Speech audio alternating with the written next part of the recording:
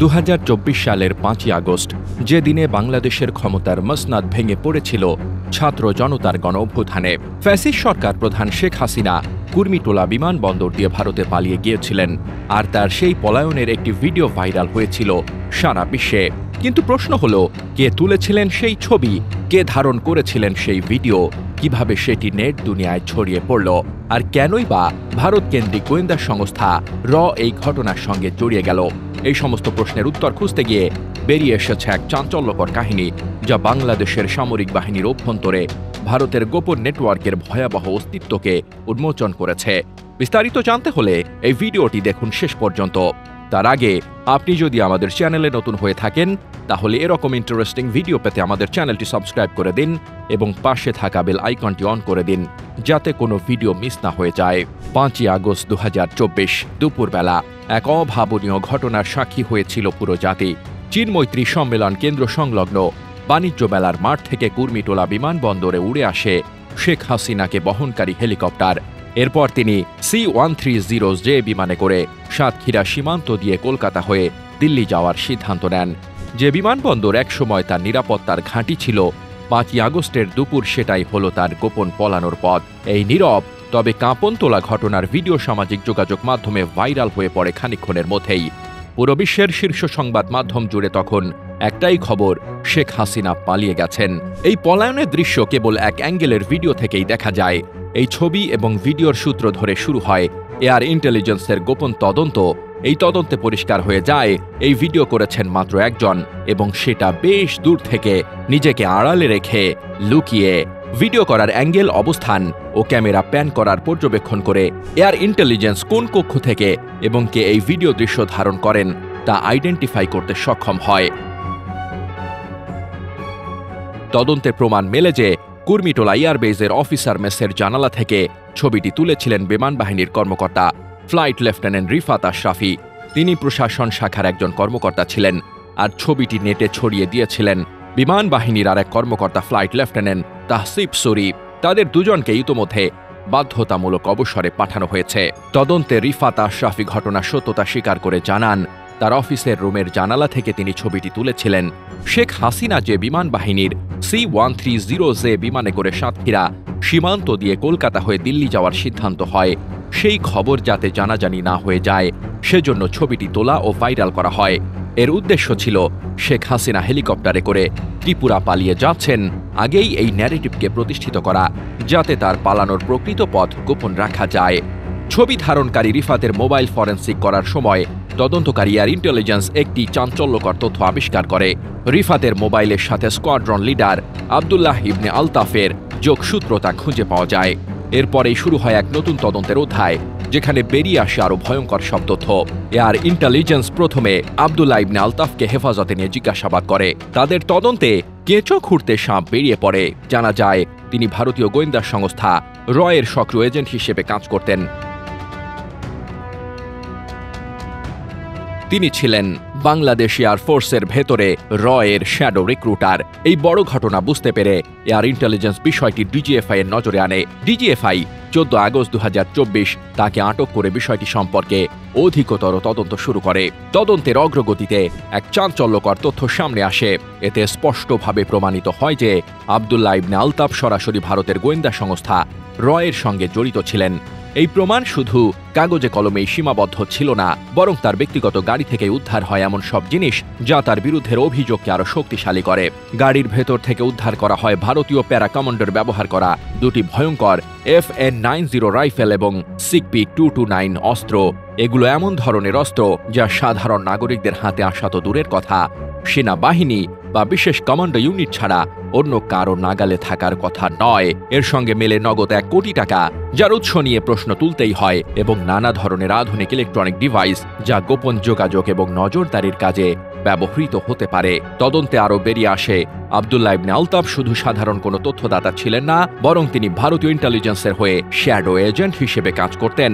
অর্থাৎ তিনি এমন এক গোপন এজেন্ট যিনি দৃশ্যত সাধারণ জীবনযাপন করলেও আড়ালে বিদেশি গোয়েন্দা সংস্থার পক্ষে গুরুত্বপূর্ণ অপারেশন পরিচালনা করতেন। তার এই বিশেষ অবদানের স্বীকৃতিস্বরূপ তাকে উপহার দেয় একটি ব্র্যান্ড নিউ হুন্দাই গাড়ি, যা শুধু আর্থিক লেনদেনের প্রমাণই নয়, বরং তার বিদেশি প্রভুদের সঙ্গে ঘনিষ্ঠ সম্পর্কেরও প্রতীক। কিন্তু এখানেই শেষ নয়। তদন্ত কর্মকর্তা জানান, রয়ের পক্ষ থেকে তাকে নিয়মিত পাঠানো হতো আকর্ষণীয় ও সুন্দরী নারী, যারা কেবল বিনোদনের জন্য নয়, বরং মনস্তাত্ত্বিক প্রভাব বিস্তার, তথ্য আদায় এবং ব্যক্তিগত দুর্বলতা কাজে লাগানোর জন্য পাঠানো হতো। এভাবে তাকে প্রলুব্ধ করে এবং আসক্তির জালে বেঁধে রাখা হতো, যাতে তিনি সবসময় তাদের নিয়ন্ত্রণে থাকেন এবং নির্দ্বিধায় তাদের হয়ে কাজ চালিয়ে যান। কোর্ট মার্শালে তার 10 বছরের জেল হয়। বর্তমানে তিনি কাশিমপুর কারাগারের হাই সিকিউরিটি সেলে বন্দী আছেন। কাশিমপুর কারাগারের সিনিয়র জেলা সুপার আব্দুল্লাহ আল মামুন এই তথ্য নিশ্চিত করে জানান, স্কোয়াড্রন লিডার আব্দুল্লাহ ইবনে আলতাফকে বিমান বাহিনী অ্যাক্টের অধীনে শৃঙ্খলা ভঙ্গের অভিযোগে কোর্ট মার্শালে 10 বছরের সাজা দেওয়া হয়েছে। আব্দুল্লাহ ইবনে আলতাফের দেওয়া তথ্যের উপর ভিত্তি করে রয়ের সঙ্গে জড়িত রয়েছেন বিমান বাহিনীর এমন উচ্চপদস্থ কর্মকর্তাদের শনাক্ত করা হয়। তাদের মধ্যে উল্লেখযোগ্য হলেন air vice marshal M A Awal Hossain, air vice marshal Zahidul Sayeed, air commodore Mohammad Aminul Haque, group captain Abdullah Al Faruk, group captain Mohammad Shamim ও উইং কমান্ডার সৈয়দ মোহাম্মদ। তাদের সবাইকে বাধ্যতামূলক অবসরে পাঠানো হয়েছে। আন্তঃবাহিনী জনসংযোগ পরিদপ্তরের পরিচালক লেফটেন্যান্ট কর্নেল সামিউদ্দৌলা চৌধুরী এ বিষয়ে জানান, এই 6 অফিসার স্বাভাবিক অবসরে গেছেন। তবে এই স্বাভাবিক অবসরের পেছনে যে এক বিশাল ষড়যন্ত্রের জটলা ছিল তা এখন পরিষ্কার। এই ঘটনার তদন্তে শুধু এয়ারফোর্সের 6 জন অফিসারই নয়, আরও 4 জন পুলিশ কর্মকর্তাকে পার্মানেন্টলি সাসপেন্ড দেখানো হয়েছে। এরা হলেন ঢাকা মেট্রোপলিটন পুলিশের মিরপুর ডিভিশনের তৎকালীন ডেপুটি কমিশনার জসিমউদ্দিন মোল্লা, গুলশান ডিভিশনের additional deputy commissioner Rafiqul Islam, Jatrabari জোনের traffic assistant commissioner Tanzil Ahmed ও আর্ম পুলিশ ব্যাটালিয়নের অ্যাসিস্ট্যান্ট সুপারিনটেন্ডেন্ট মোহাম্মদ রফিকুল ইসলাম। এরা সবাই ছাত্র জনতার ওপর গুলি চালিয়ে মানুষ হত্যা ও ভারতীয় গোয়েন্দা সংস্থা রয়ের সহায়ক শক্তি হিসেবে কাজ করেছেন। এই পুলিশ কর্মকর্তাদের স্টেশন মাস্টার ছিলেন গুলশান জোনের সহকারী পুলিশ কমিশনার ইফতেখার মাহমুদ, যিনি ছিলেন স্কোয়াড্রন লিডার আব্দুল্লাহ ইবনে আলতাফের ঘনিষ্ঠ বন্ধু। এদের মূল কমান্ডার ছিলেন বাংলাদেশে র নেটওয়ার্কের অন্যতম প্রধান ব্যক্তি সেনা কর্মকর্তা লেফটেন্যান্ট জেনারেল মুজিবুর রহমান, যিনি জেনারেল মুজিব নামে পরিচিত।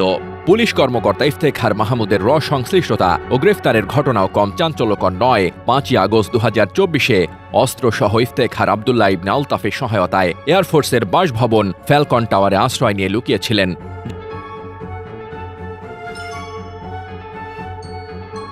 যখন আব্দুল্লাহ ইবনে আলতাফের র কানেকশন ফাঁস হয়ে যায়, তখন ইফতেখারও গ্রেপ্তার হন। তার এই গ্রেফতার গোপন ছিল। তার স্ত্রী সাবা তাহসিন স্বামীর কোনো খোঁজ না পেয়ে ঢাকা মেট্রোপলিটন পুলিশ কমিশনার বরাবর ইফতেখারের নিখোঁজের বিষয়ে একটি আবেদন জানান, যা এই রহস্যকে আরও গভীর করে তোলে। তিনি আবেদনে লেখেন, ইফতেখার মাহমুদের সঙ্গে ইস্যুকৃত অস্ত্র ছিল। গত বছরের 6 থেকে 10 আগস্ট ইফতেখার এয়ারফোর্স অফিসার বন্ধুর কাছে ফ্যালকন টাওয়ারে অস্ত্রসহ আশ্রয় ছিলেন। এরপর 11 আগস্ট বাসায় ফেরেন। তার অস্ত্রটি ইফতেখারের হেফাজতে রেখে আসেন। পরিস্থিতি কিছুটা স্বাভাবিক হলে অস্ত্রটির জন্য তাকে ফোন করা হয়। পরে জানা যায় তিনি হাউস অ্যারেস্ট। 17 আগস্ট ইস্যুকৃত অস্ত্রের বিষয়ে তেজগাঁও থানায় জিডি করা হয়। 22 আগস্ট একটি ফোন আসায় ইফতেখার সকাল 10:30টায় বাসা থেকে বেরিয়ে যান। ড্রাইভার তাকে এয়ারফোর্স হেডকোয়ার্টারে নামিয়ে দেন এবং তাকে রিসিভ করে ভেতরে নেওয়া হয়। এরপর থেকে তার কোনো খোঁজ নেই। এ বিষয়ে জানার জন্য মেট্রোপলিটন পুলিশ কমিশনারের কার্যালয়ে যোগাযোগ করা হলে জানানো হয়, ইফতেখারকে গত বছরের 30 সেপ্টেম্বর গ্রেপ্তার করা হয়েছে এবং তিনি কাশিমপুর কারাগারে হাই সিকিউরিটি সেলে বন্দী আছেন। তাকে পুলিশ বাহিনী থেকে সাময়িক বরখাস্ত করা হয়েছে। হাসিনার পলায়নের সেই একটিমাত্র ভাইরাল ভিডিওর তদন্ত করতে গিয়ে বাংলাদেশের সামরিক এবং বেসামরিক প্রশাসনের অভ্যন্তরে যে বিশাল বিদেশি গোয়েন্দা নেটওয়ার্কের অস্তিত্ব উন্মোচিত হয়েছে, তা দেশের সার্বভৌমত্বের জন্য এক ভয়াবহ সতর্কবার্তা। এটি প্রমাণ করে বিদেশি শক্তিগুলো কতটা গভীরে প্রবেশ করে দেশের অভ্যন্তরীণ বিষয়ে হস্তক্ষেপ করতে সক্ষম ছিল। এই ঘটনা শুধু একটি বাহিনীর নয়, বরং পুরো দেশের নিরাপত্তা ও সার্বভৌমত্বের জন্য এক গভীর হুমকি। এই তদন্ত এবং জড়িতদের শাস্তির মাধ্যমে আশা করা যায়, ভবিষ্যতে দেশের সামরিক ও বেসামরিক প্রতিষ্ঠানগুলো বিদেশি শক্তির প্রভাব থেকে মুক্ত থাকবে এবং দেশের নিরাপত্তা সুনিশ্চিত হবে। এই ঘটনা থেকে শিক্ষা নিয়ে দেশের অভ্যন্তরীণ নিরাপত্তা ব্যবস্থা আরও জোরদার করা প্রয়োজন।